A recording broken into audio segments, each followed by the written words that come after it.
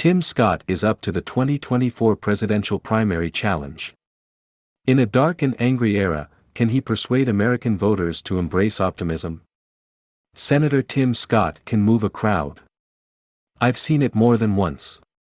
The first time was in May 2021, when Mr. Scott, who announced he is running for the GOP presidential nomination Monday, appeared at a donor appreciation conference for a Republican voter registration effort I helped organize in Texas. He was interviewed for 45 minutes by then-Rep. Kevin Brady. After a few dry minutes discussing the 2017 tax reform the two worked on, Mr. Brady shifted gears, telling Mr. Scott he wanted the audience to know the South Carolinian's personal story as well as he did. Mr. Brady then asked the only black Republican senator when he first realized someone hated him because of his skin color. The next 40 minutes saw a riveting exploration of Mr. Scott's life. The son of a single mom, he grew up in his grandparents' 700-square-foot rental house.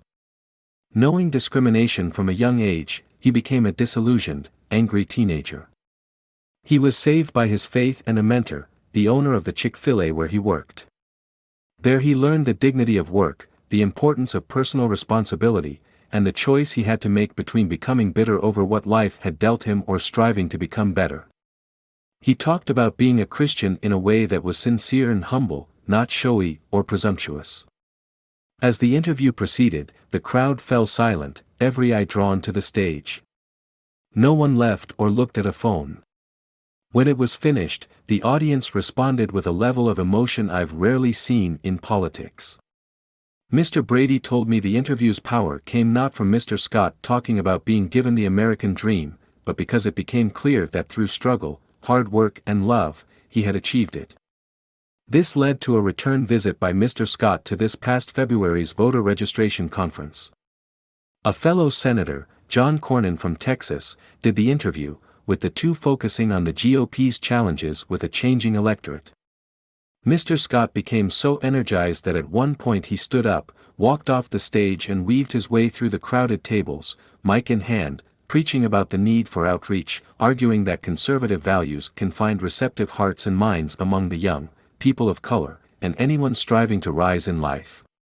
He called on Republicans to offer a confident, optimistic agenda in which every American has a place.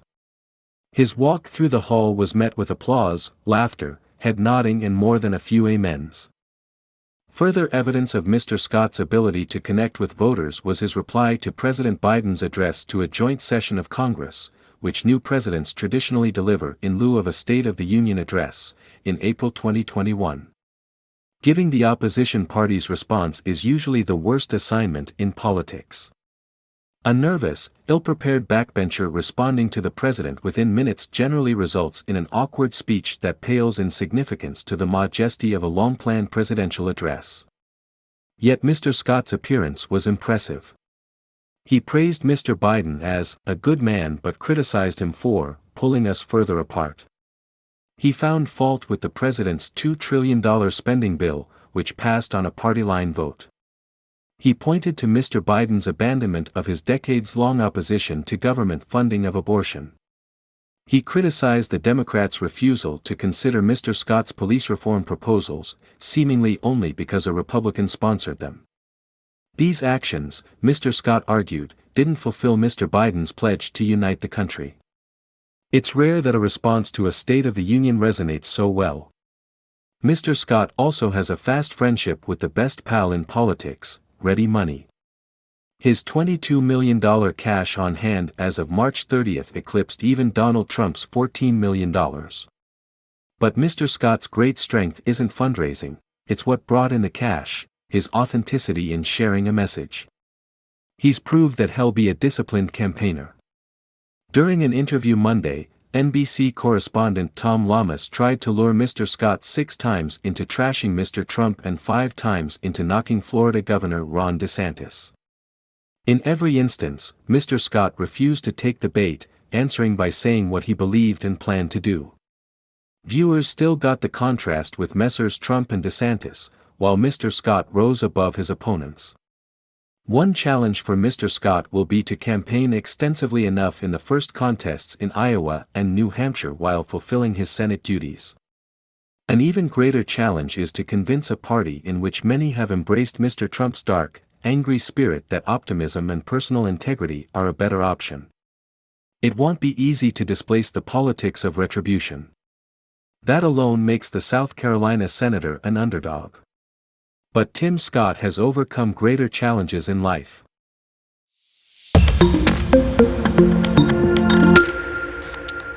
Tim Scott is up to the 2024 presidential primary challenge.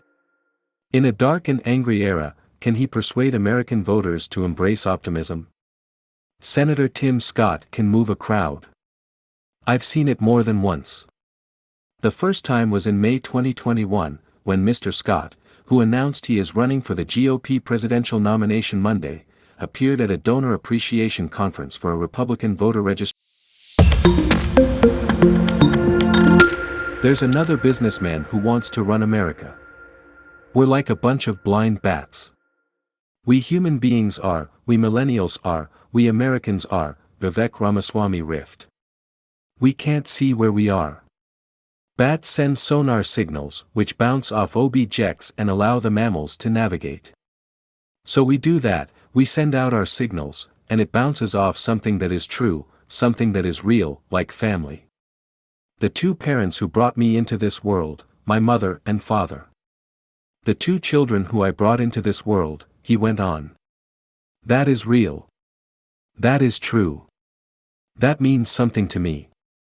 In person, his presentation is a lot more intense. It is also about a bleaker landscape of American life than the bright version of Trumpism he's trying to project. We're hungry for a cause, Mr. Ramaswamy, who is 37, said of millennials when he spoke on a recent Friday night in Iowa, in a navy suit and white dress shirt, walking the stage and not pausing too often for applause. We're hungry for purpose and meaning. And identity. At a point in our national history when the things that used to fill that void, things like faith, patriotism, hard work, family, these things have disappeared. Instead, he said, poison and secular cults had taken their place. All of this, the bats and the void and the disappearance of our families from the collective American identity, was delivered to a county committee dinner in a friendly ballroom with an open bar, a buffet, patriotic decorations and a fun local musician playing country hits from the past. This is what a pro-capitalism candidate looks like in post-Trump Republican politics, in which the emphasis is on the creation of a national identity in the face of spiritual emptiness and the idea that big business and the customer aren't always right. The next morning, at campaign events held at one of those cool digital driving ranges and at a pizza place with a beautiful old tin ceiling, the American identity crisis talk continued. There's more to life than just the aimless passage of time, going through the motions, he said, standing in front of what looked like a floor-to-ceiling image of a Pebble Beach fairway. You're more than the genetic attributes you inherited on the day you were born, he went on to say. You are you. He is technically the business candidate, but not really. This is the elite corporate